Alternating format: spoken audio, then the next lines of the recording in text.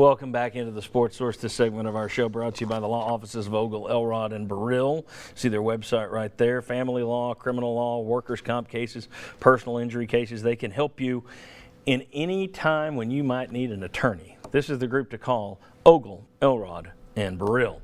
I want to remind you that coming up today on Overtime, you can send us your Twitter questions if you like. We're also going to be discussing the little bit more on the lawsuits.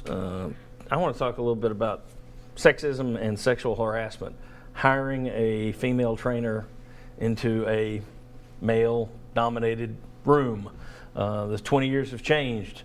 Has it been for the better or not? We'll talk about all that. Follow me at Sports Source TV or send me a question at Sports Source TV, and we will tell you this afternoon when it is posted at sportsource.tv, the website. All right.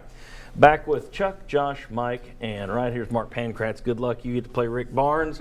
Tennessee has one. Let's see what they were 1-12 outside of Knoxville this year. 1-12. South Carolina was their only home loss was to Kentucky. Give me a prescription for Tennessee to go into South Carolina and knock them off, knowing full well that Kevin Punter's day to day. We don't know if he's going to play on Wednesday or not. Yeah, let's not all jump on the ship and say, hey, we're better without Kevin Punter because we just won. Let's not do that. Yeah. What we got to do, we beat South Carolina, yes, but the reason we did is we got to the free throw line 32 times. And we say it time and time again of attack inside out, but the other side of it now is South Carolina outscored us in the paint 40 points to 16. So we shot it really well from three. But what we did do that we cannot do on the road, we turned the ball over 18 times, although we won.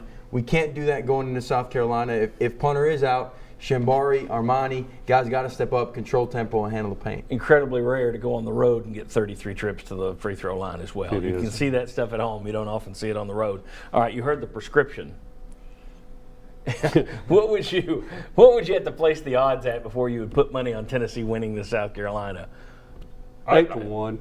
That's all. It doesn't take much for Chuck. Yeah. I mean, I don't expect them to win in South Carolina. I wrote today with this team, just enjoy what you see, getting these nice home wins against the teams at the top of the SEC standings. But by this point, I don't think they're going to be turning any corners on the road. Yeah, I think you fully expect a loss at South Carolina, a win against Arkansas at home this week, and then you hope to be pleasantly surprised. Yeah. Yeah, maybe if Arkansas comes out a little flat, but I mean they lost here, so I think they're going to be ready to play. I think it would be a real tough challenge for Tennessee to win there. At South Carolina, yeah. And also, Frank Martin said some great things about Rick Barnes, but I'm sure he wants to beat his old Big 12 chum because they had some battles when it was Kansas State and Texas for a long time. All right, want to say thanks to everyone for watching today. Thanks for all these guys plus Bob Hodge.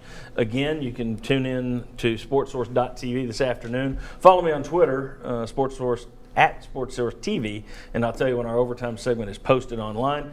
And be sure to check us out next week right here for the Sports Source. Also, and this is the biggie, thanks for supporting our sponsors every week. I get great feedback from the folks who bring you this show week after week after week because you go to them week after week after week, and that means the world to us. So thank you very much for that. Have a good week. We'll see you next Sunday right back here on Channel 6 for the Sports Source.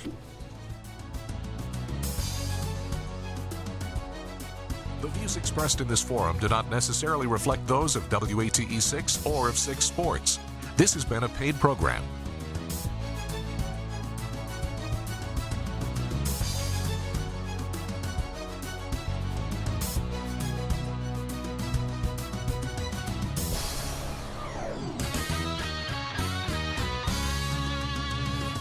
The Sports Source is brought to you by Fast Frame. Turn your memorabilia into a work of art.